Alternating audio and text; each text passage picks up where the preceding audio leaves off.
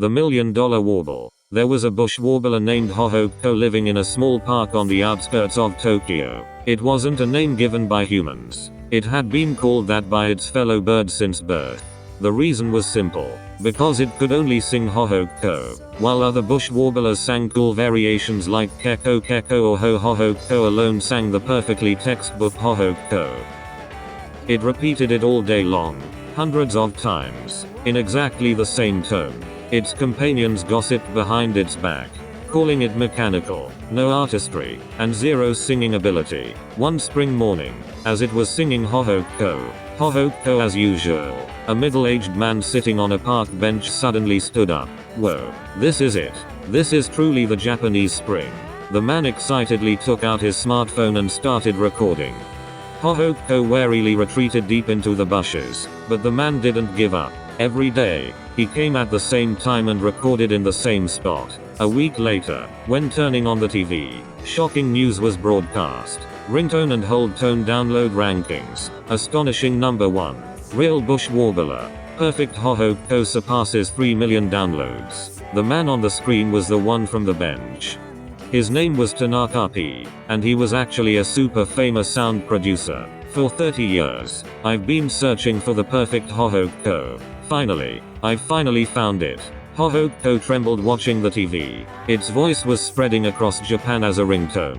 Moreover, the track name was written as Hohoko. CV. Real. What the heck is CV? A few days later, Tanaka P came to the park. What he held in his hand was a birdcage. No, it was an extravagantly luxurious golden cage. It's you. Let's go on a national tour together. The name is already decided. Real Hohoko Live 2011. We can fill the Budokan in one show. Hohoko fled. It ran at full speed through the bushes. But humans are scary. From the next day, they even sent drones to chase it.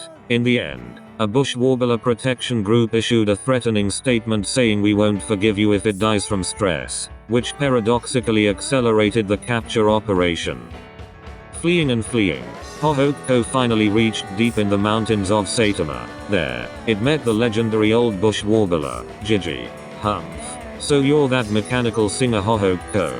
Shut up. I want to add some variation too, but my throat is like this. Then I'll teach you the secret variation technique.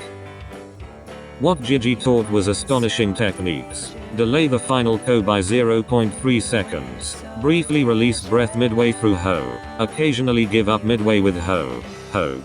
It trained for a week. For the first time, Hohoko acquired a song it thought was pretty cool. Hohoko. Hope whisper ko. Gigi nodded satisfactorily. Good. Now you can fool the humans. Hohoko returned to Tokyo triumphantly, and demonstrated the results of its training in front of Tanaka P. Hope. 5 seconds silence. Ko. Maybe. Tanaka P was speechless. Then, sobbing, he said, perfect. The perfect tired salaryman's spring. In that moment, Hohoko realized what humans wanted wasn't perfection at all. It was a bit sluggish, but still feels like spring. In the end, Hohoko signed the contract, but with one condition. If you're using my voice as a ringtone, donate 1 mealworm per download. Now, every time a smartphone rings across Japan, piles of mealworms accumulate in some wild bird protection group's warehouse. And every spring, Hohoko performs live on a special bush stage at the Budokan. The sight of 10,000 audience members raising their smartphones and ringing Hohoko together is truly a modern miracle. For the final song, Hohoko always ends like this. Hohoko. A short pause. Ko. Disu. The venue erupts in waves of laughter. It was the moment a plain olive-colored little bird became Japan's most famous bush warbler.